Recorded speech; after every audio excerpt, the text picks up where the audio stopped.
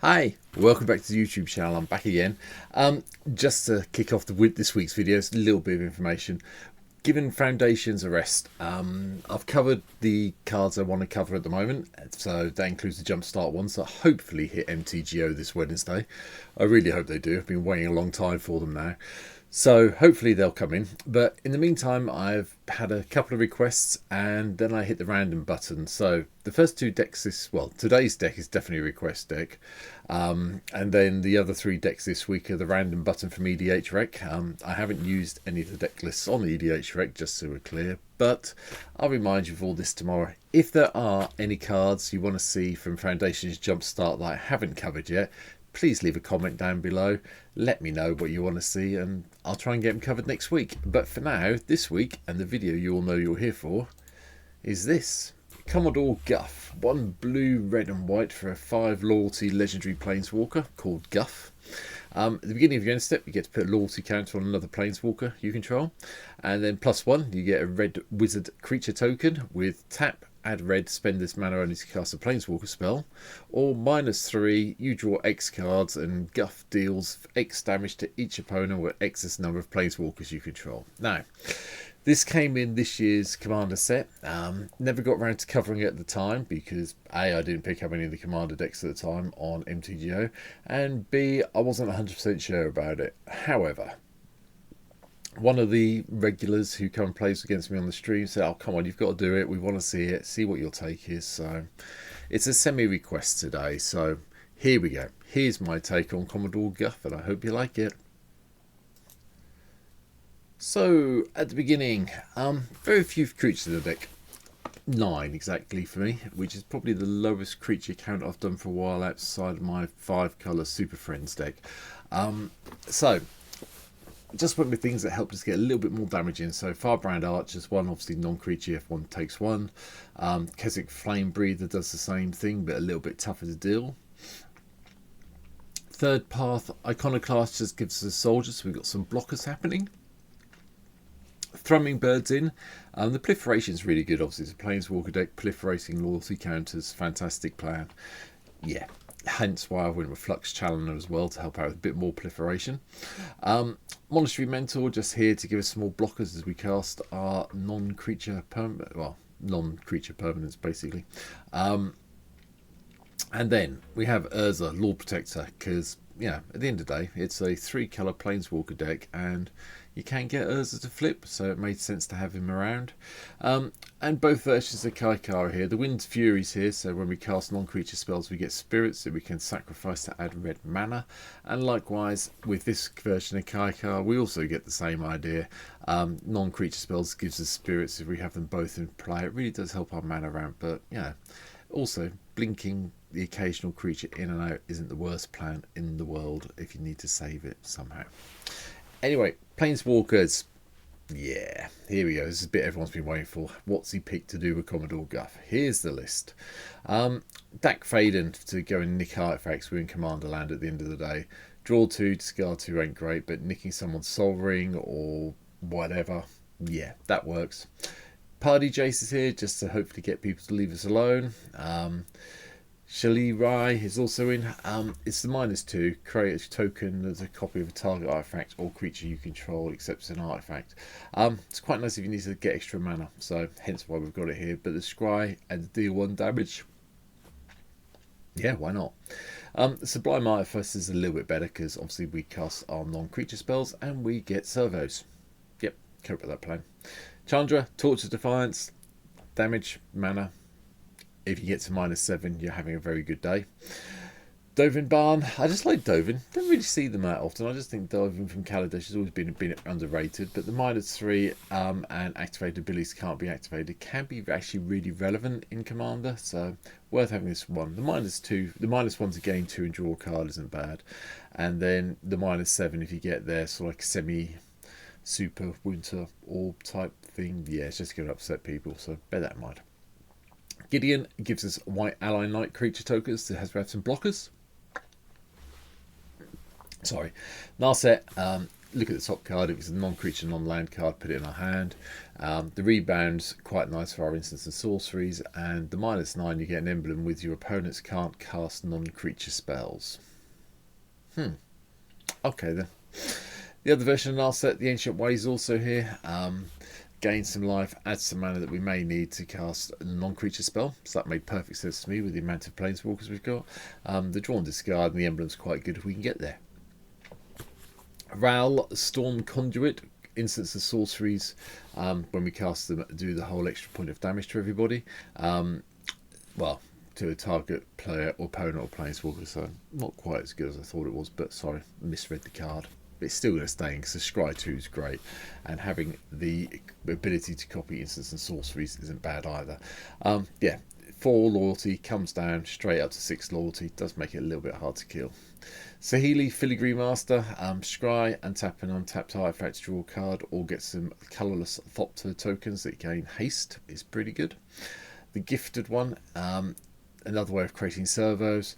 For the next spell you cast this turn, costs 1 less for each artifact we control to cast it. Now this one's really beneficial if you've got a few artifacts in play and Commodore Guff has been killed off a few times. You can do the whole +1 the next spell you cast, and it kind of reduces the cost again.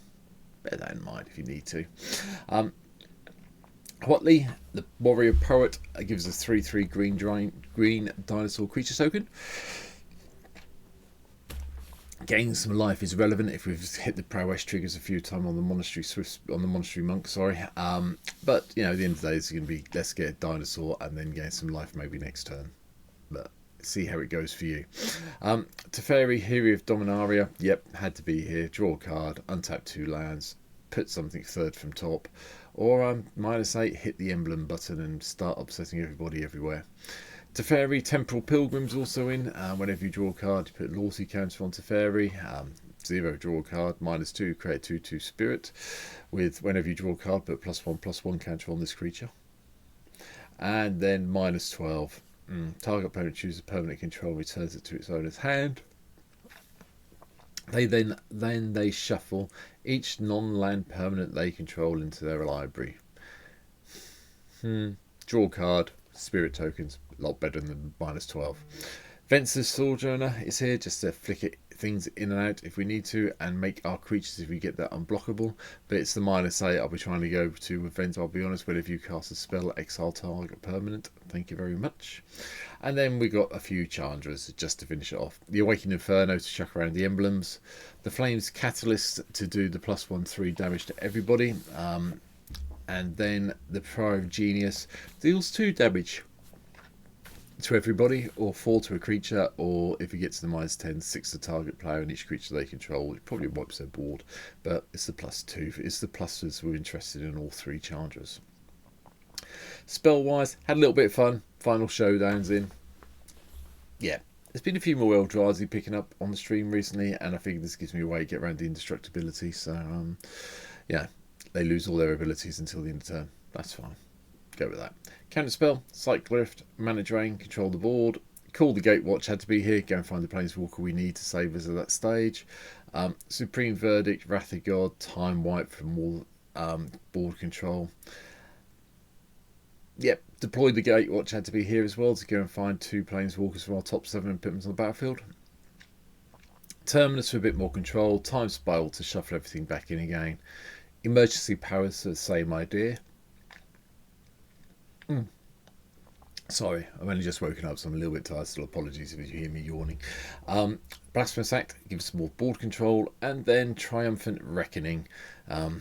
If everything goes completely pear-shaped, we can get paid the 9 mana and get everything back from the graveyard to the battlefield, which is really nice when you've sort of been milled and you get this, and you bring back in 7 Planeswalkers and some enchantments and a few artifacts. Your opponents don't look impressed. They really don't. But yeah, I did win that game. Anyway, artifacts. Soul Ring, Soul Talisman, Elixir of Immortality to do the shuffling again. Soul Ring, Arcane Signet, one of each of the medallions. One of each of the talismans to help us with the mana. Ikamoon Gauntlet had to go in. We are playing a Planeswalker deck at the end of the day, and giving all the Planeswalkers the ability to go 0 proliferate is pretty useful, to be honest. I'll be honest. And then the -12 to take an extra turn, yeah. And whenever you cast a non-creature spell, choose a counter on target permanent and you get an additional one. So it gives you a mini proliferate every time you cast something that's different. This card is just great in any Planeswalker deck. Play it in anything. And finally, because Urza's here, we had to have the Might Stone and the Weak Stone, so we've got the other half of the card, so we can flip into Urza Planeswalker if we want to. Only playing the Oaths of the recognised colours, obviously, so Oath of Chandra is here, Oath of Gideon, and Oath of Jace. That helps us all out with them. But then we've got a little bit of defence in Enchantment Land with Ghostly Prism, Propaganda, and Sphere of Safety. So once we get some enchantments out, it makes it a little bit more complicated for our opponents to attack us. To back all them up, we are in white, red and blue. I have avoided everyone's favourite Smothering Tithe just for once, but I am playing Mystic Study because I want the card draw. And then we have the other one, the Earth of Teferi. I forgot about the Earth of Teferi. And then Shark Typhoon's also here because we must try and get some sharks into play, getting this into play. Hold on. Let me reword that. By casting this and then casting the rest of our non-creature spells, we'll be getting some sharks in play that we can block with and save ourselves with. And I just like Shark Typhoon, so... Lands-wise, your usual selection of white, red and blue lands, including all the sacked lands, all the dual lands are in here, and the cycling land, whatever it's called. Yeah, Bragween Triumph, that's what I'm looking for. So they are all here, along with nothing that you would usually see, because I haven't gone with Temple of the False God, and I haven't gone with Reliquary Tower, because I think you'll be emptying your hand out enough for this. I will point out Inventor's Fair. It can go and get us an artifact we need. I have used it to go and grab the Might Stone when I needed that to make sure I could do the whole Urza trick. We have got Khan's Bastion in here just to proliferate even further. And that's really it. Oh, yeah. Bit off colour, but Field of the Dead's here. I figured we needed somewhere making blockers. And since we have got all these wonderful, since we are in a tricolour deck, it makes sense to have it here because hitting the 7 lands with different names is pretty straightforward. But that's it. That is my take on Commodore Guff. I hope you've enjoyed today's video. Leave a comment down below. I've checked the volume. It should be alright. You should have been able to hear me, apart from I've had to yawn a little bit, for which I do apologise. Someone commented last week that I need to put a filter over the mic, so I bought one. I'm trying it out. Let me know if you think the quality sounds better. I'd really appreciate a little bit of feedback. I'll be using it on stream later in the week as well, so I'll probably get some feedback from people then. But for now, thanks for watching. If you haven't been here before, I'd love it if you could hit the subscribe button. 564 people have. Still pushing my way. Would it be nice to hit 600 before the end of 2024? Yes. However, I've hit my target of 500 this year, so I am happy. But if you can, be lovely if you can. If you want to see me play Commodore Guff on stream, there's also a link down below to my Twitch stream. Come and give me a follow over there. It's 260 there. We usually end up about 11, 13 viewers during the stream. So, yeah, a few more would be nice. Come and play Commander with me on MTGO if you want to. But for now, thanks for watching. Take care, and I'll see you in tomorrow's video when we hit the random button and, well, wasn't a card I thought was available on MTGO, and it is, so I'm happy. So there, I'll leave it there as a bit of a tease. See you tomorrow. Bye.